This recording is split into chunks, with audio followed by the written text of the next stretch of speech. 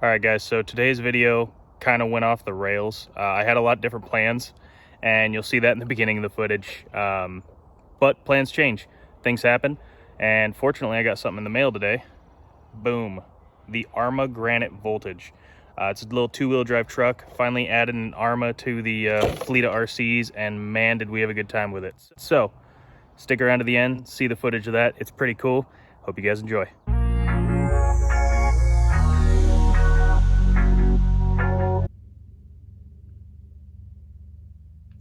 So, ordered this guy, 10,000 kV, supposedly, brushless motor, and I was gonna put it in this guy, Baby Digger. As it turns out, the Fury Tech, Lizard, and Tiju use 4mm bullet connectors. The motor, 3.5. According to the comments I got on my community post. Posted it, I don't know, an hour ago, maybe longer, which is a bummer, because that was my plan for today's video. I was really excited.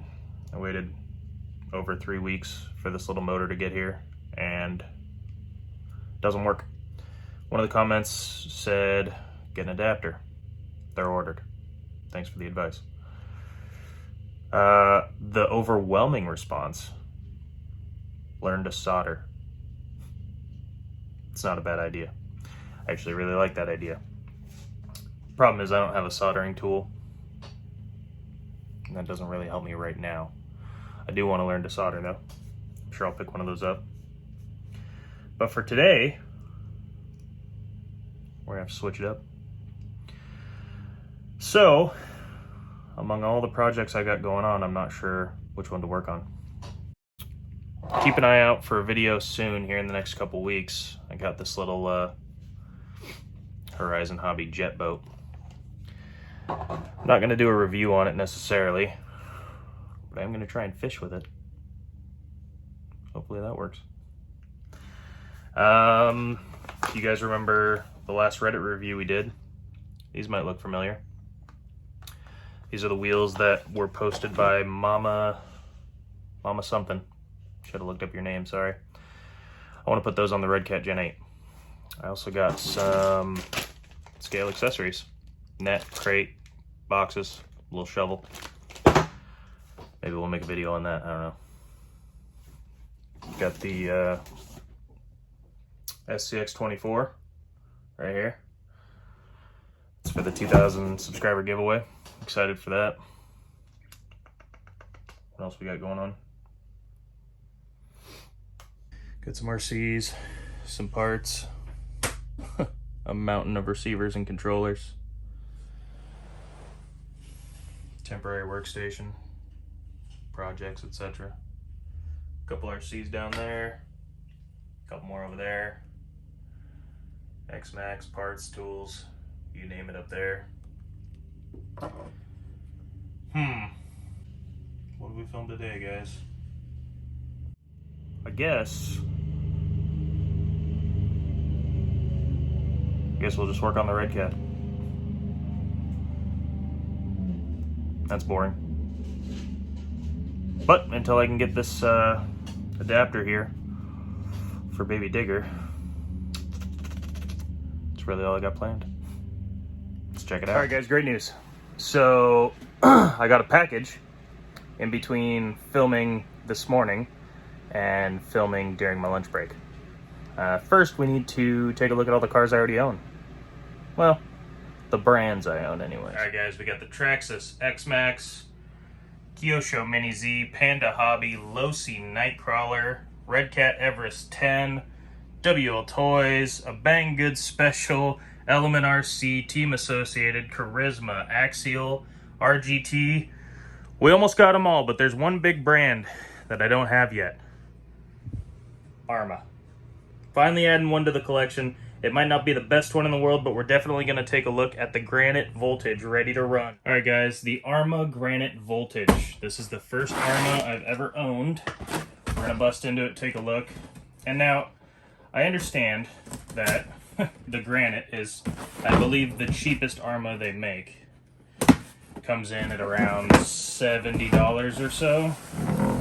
It certainly isn't going to be the best truck in the world, but I figured if I'm going to own an Arrma, I've got to start somewhere, and this one looks fun. I'm excited to check it out. So we're going to unbox it, take a look, maybe take it for a little rip, and at least it gave me something to film today, as opposed to just working on the Red Cat again. So I can already tell right away with the remote that this is not the most quality car in the world. This thing is very cheap looking, very cheap feeling, super lightweight. It does have a cushion, which is nice, and I guess if it works, then it works. What's in this box? What's in the box? Oh, it's busted this backwards. Inside we got batteries for the remote, which is nice, even though I don't always trust these. They can leak, or they're never great quality if they give you free batteries. And then charge cord. Looks like it has one of these little blue plugs. I forget what they're called. And then we have the actual truck. And the body has some flex to it when you lift it by the body. And of course the manuals, little tool to work on it, and some shock spacers. I got the blue. I like the blue. I mean, it's always going to have blue or red on it, no matter which one you get. But I like the one that had mostly blue with a little bit of red. Body feels like any other plastic or Lexan or whatever you call this. But decals are a nice little touch. Got some characteristics, or character. And then we've got the actual truck. So the chassis on this thing is odd to me. I've never seen like a tube-shaped chassis where you actually put the battery inside. I don't know if this is common for Arrma, or they just went with this styling. Maybe other brands make chassis like that too, but the tray holds the battery, slide it in, which is kind of a bummer. It limits what you can put in there. I know you can run this on LiPo, or at least I think you can. Comes with a nickel metal hydrate, 1800 milliamp hour, 7.2 volts. Excuse me, can't talk today. A decent chunky sized little motor in there. It's brushed. Got the ESC and receiver combo here. A decent little servo. We'll see how fast that is. And that's pretty much it. It's a nice hard plastic, nice and rigid. But it's just kind of a weird design. I've never seen that before. So it is rear wheel drive only. It's a little 2-wheel drive truck. Tilt it down a little so you can see better. Has pretty decent suspension, definitely not oil filled. Tires are pretty good size. They're nice and soft, good soft compound. I like the look of the truck. I think it's got a cool little, like, you know, basher style to it. But yeah, I'm just curious as to what kind of LiPo battery I can use in this. So you can run a LiPo right there, lithium ion as well. You just move the little jumper from, there's lithium ion in the middle, and then LiPo at the end. Off and on switch, toggle switch, and it looks like that's about it. Pretty simple. Got the heat sink. I say we hook the battery up to it and take it for a spin, see what we think. All right, for you, no time has gone at all. But for me, about 5 minutes passed because I wanted to see if one of my 2S LiPos would work. This is a Venom 5000 milliamp hour 20C discharge 2-cell LiPo. And as it turns out, it fits absolutely perfectly. It is right on the edge of that line, and you can see it just sits in there perfect, and it will fit in here like it was meant to.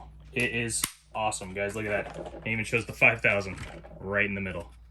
So that's very exciting. We're gonna run this with the LiPo. I just got to switch the jumper over to LiPo, which is at the end. Boom, just like that, and we are ready to run it. So let's take it outside and give it a rip. All right, guys, of course it's gonna start raining right when I get out here, but we got the truck on. We got the LiPo battery in it.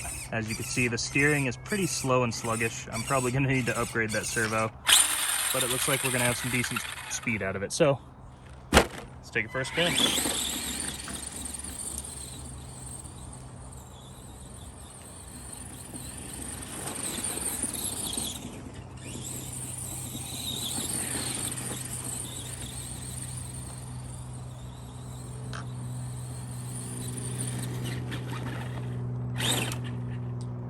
certainly not fast. That's for sure. Let's cut to the cinematic shots and wrap it up.